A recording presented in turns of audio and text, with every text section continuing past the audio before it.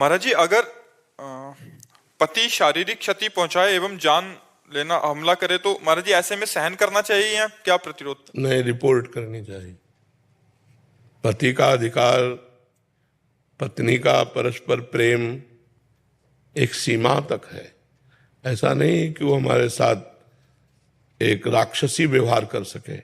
नहीं, अगर पति सम्मान योग्य है तो पत्नी भी अर्धांगिनी है। हम अपने प्राणों का जैसे पोषण करते हैं ऐसे पत्नी का पोषण करना चाहिए। अगर पति स्वयं दुर्व्यवहार के साथ बर्ताव करता है, सीमा तक जान लेने की बात आई, इसलिए हमने पहली बात कह दी कि रिपोर्ट कीजिए। जान लेना, आप अपनी जान नहीं ले सकते। भागवतिक और कानूनी दोनों कार्रवाई में आप बंदी बना लिए जाएंगे। अगर आप उपाय कर रहे हैं और आपको रिपोर्ट कर दी जाए आपकी, तो आप बंदी बनाने योग्य कार्य कर चुके, अगर आप उपाय कर रहे हैं। और भागवतिक तो है ही है अपराध।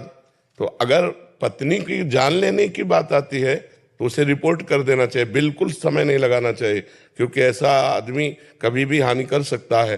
तो ये बात सरकार को पता होनी चाहिए कि हमारा पति हमारी जान ले सकता है, और संबंध विच्छेद कर देना चाहिए। कम से कम जीवन भगवान के लिए है। अगर तुम्हें मैं पति माना, भगवान माना, और तुम हमारे साथ दुर्व्यवहार करो, यहाँ तक करो कि आप हमारी हत्या करने की सोच लो, तो फिर आप पति नहीं है। फिर ऐसे राक्षसों के लिए जेल बनी हुई है।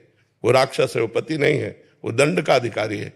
जो ऐसे गंदे आचरण करने वाले पागल लोग हैं, इन्हीं के लिए जेल भरी हुई है। ऐसों को रिपोर्ट करना चाहिए, तुरंत दंडित करने का विधान करना चाहिए। ऐसों को बख्शा नहीं जाना चाहिए। यदि पत्नी गलत आचरण करती है तो आप उचित डांट सकते हो। यदि आपके धर्म की मर्यादा के खिलाफ जा चुकी है तो आप डिवोर्स दे सकते हो। मारने का अधिकार नहीं है, मारने का अधिकार नहीं है। मारने का अधिकार हमारे कानून को है। वो जब देख लेगा कि इतनी बड़ी अपराधिनी, तो फिर उसकी सजा कानून, वकालत या जो वो जज हैं वो देंगे। ऐसे नहीं, मनमानी आचरण थोड़ी है। किसी को अधिकार नहीं किसी को मारने का। वो सरकार के कानून के अधिकार में है कि किसको 20 साल की सजा देनी, किसको आजीवन या किसको फांसी, अपने अधिकार में